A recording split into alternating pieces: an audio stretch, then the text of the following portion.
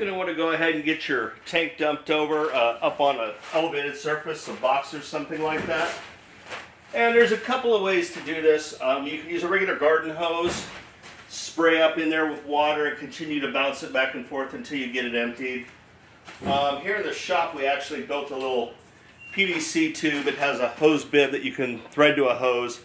This makes it quite easy. You can go ahead and hook your hose up, get water pressure coming out, and actually work your way up and force the media out. So you're just going to get the media out here on the tarp, and then once you get it all flushed out, dispose of the media.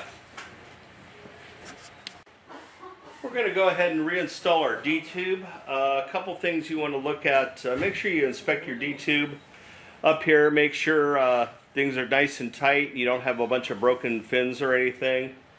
And then also on this end, you want to make sure you don't have any grooves here on the D-tube that will affect the seating of the O-ring. So we'll go ahead and put this in the tank. It's very important this is seated correctly. As you can see right now, this is not seated in the bottom of the tank. That filter assembly actually sets down into a little divot. Kind of a slick way to seat it properly is go ahead and spin it like a top. As you can see now, that's seated down and it's flush with the top of the valve surface here, so it's seated properly. So as I mentioned yesterday, this does cover all the different types of media. One of the standard plumbing practices whenever you break into a system is you want to disinfect the system before you reassemble it. At this point, if you are using a type of carbon, if you have a carbon system, not for Pro-Ox or anything else, only carbon, go ahead and fill the tank up and put a cup of household bleach in the tank. Let that sit for an hour or so. That'll just disinfect everything. We actually add bleach to the other systems during the startup, and I'll show you that later. But for the carbon only, you don't want to put the bleach in with the carbon. So go ahead and sanitize your tank out now. A cup of bleach water, let it soak for an hour minimum, and then go ahead and siphon that out into a tank, and then we'll prep for putting the media back in. So to install the media, you don't want to get any of it down the D-tube. This is where your water comes into your house. Basically, the water flows through the media and back up to the D-tube. So you don't want to get any media in the D-tube. That'll flush back up into your valve and give you valve problems. So we need to cover that tube. We have two types of media funnels. We have a blue one that has a clear hole, and then we have the black funnel that has this little cap in the middle. So if you have the blue funnel, you're going to want to go ahead and you're going to want to tape that D-tube over. So give yourself a buddy tab, cover the top, but remember, you don't want to get this on there too tight. You can't get the tape removed. Something that's very important once you get your media in the system is you don't want to pull that D-tube back up and get it up to where it doesn't seat properly. If that happens, you may have to take your tank back over and dump it back out on the mat. And since you've already done that, you don't want to do it again. I'm sure by now you've been frustrated with that. So anyway, get your tape on there, and then your blue funnel would be in here like this. And then you would go ahead and fill. For this demonstration, we're going to go ahead and use the black funnel. Now, again, if you do use the blue funnel, you want to make sure you keep your finger on that D-tube and pull that tape up so you don't pull that D-tube up. So make sure you do your taping like that. So for the black funnel, it's got that nice little cap. We're going to go ahead and just put the D-tube in here and seat that in the middle, and that covers it.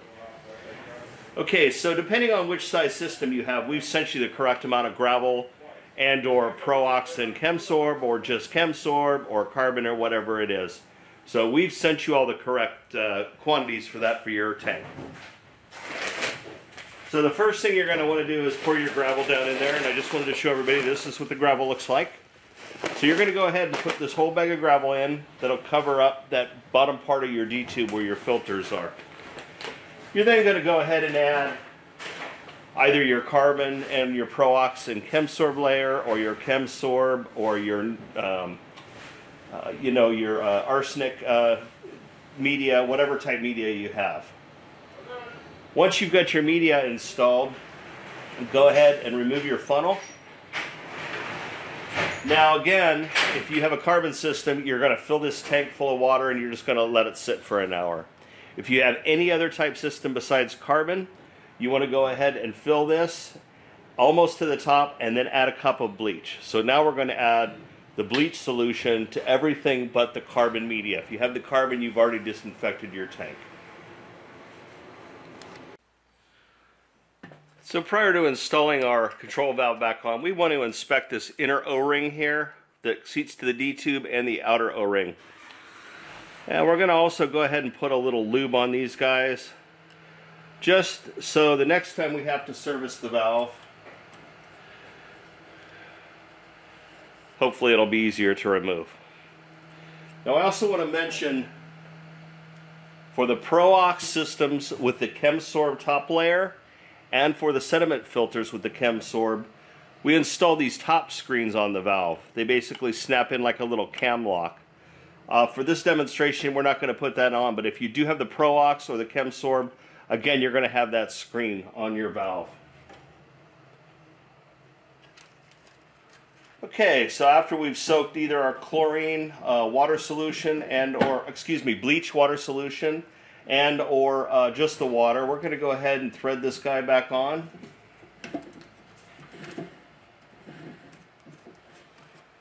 And again, we want to hand tighten it so that O-ring seats, but you don't want to over tighten it.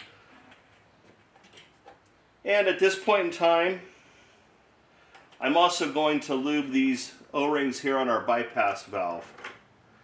And again, just kind of give it a nice feel, make sure this is a good surface here.